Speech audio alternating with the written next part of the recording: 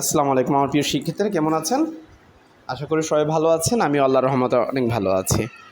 তো আজকে আমরা ক্লিপিং মাছ নিয়ে কাজ করব। প্রথমে আমাদেরকে যেটা করতে হবে, ফাইলে গিয়ে ওপেনে গিয়ে আমরা একটা গ্লাস আনবো, দেখেন একটা বাল্ব আনবো। এই ছবিটা আপনারা অনলাইন থেকে কালেক্ট করে নিতে পারেন, বাট আমি অনলাইন থেকে কালেক্ট করে নিয়েছি। তো প্রথম আমি চাচ্ছি যে এই দুইটা ছবি আমরা নিব, নেওয়ার পর ওপেন করে নিলাম। নেওয়ার পরে শুধুমাত্র বাল্বটাকে আমরা সিলেক্ট করব। প্রথমে আমাদেরকে লকটাকে আনলক করে তারপরে বাল্বটা কাটতে হবে।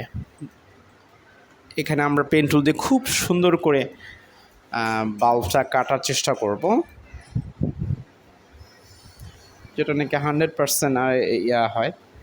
এটা যতটা না আপনার সুন্দর হবে, ততই আপনার ক্লিপিং মাছের কোয়ালিটিটা সুন্দর হবে।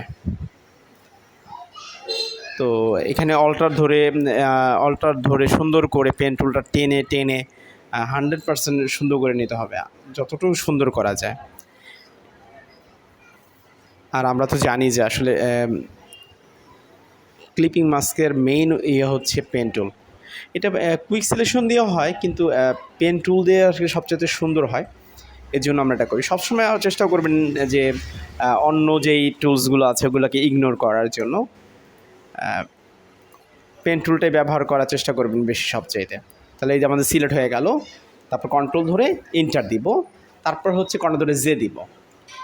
তারপর আমরা এই যে একটা সিনারিও নিয়েছিলাম, এটাকে লকটাকে আনলক করে মুভ টুল দিয়ে আমরা এটাকে এখানে নেব, নেওয়ার পরে রাখবো সুন্দর করে।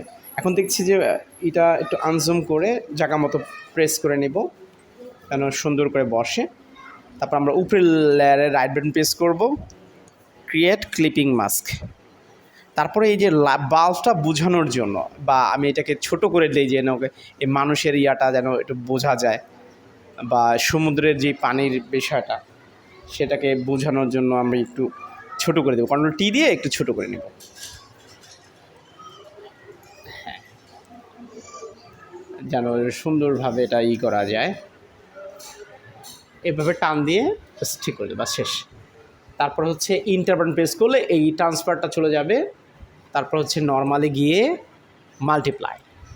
এই তো বন্ধুরা, এভাবে হয়ে গেছে। তারপর লাস্টে কন্ট্রোল শিফট দিয়ে দেবো, তাহলে সবকটা লেয়ার একটা লেয়ারে রূপান্তর হয়ে যাবে। আপনাদের অসংখ্য ধন্যবাদ মনুষ্যকে আমাদের ক্লাসটি দেখার জন্য। ভালো থাকবেন।